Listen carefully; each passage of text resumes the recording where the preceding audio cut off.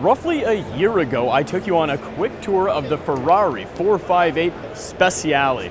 Now, I've poked plenty of fun at these guys for having painfully obvious names, but the truth of the matter is, I was just jealous.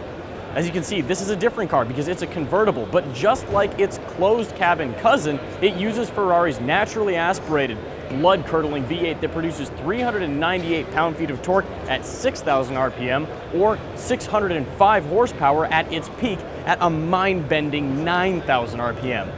Again, pretty much everything is the same here, which means that this car also benefits from Ferrari's SCC traction control system that debuted on the Speciale.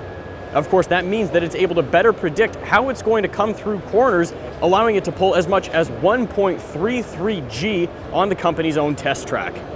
Really, the only tangible differences here are the fact that this car is a convertible, so you can take the top down.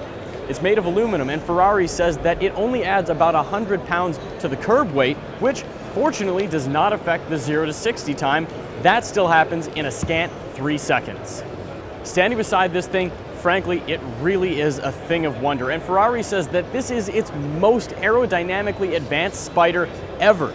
Inside the open-air cockpit, you'll find the same race-inspired stuff you would expect in every other Ferrari, and of course that means paddle shifters behind a race-inspired steering wheel with a push-button start that looks like it was pulled directly out of a Formula One car, and of course, a center-mounted tack.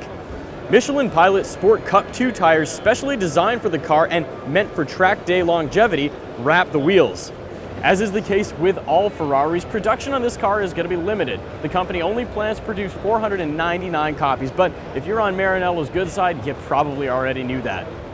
But before I leave you today, take one thing into account. Ferrari says that it plans to turbocharge all of its future V8s, which means that this, quite possibly, could be the very last time that we see a naturally aspirated V8 debut at an auto show.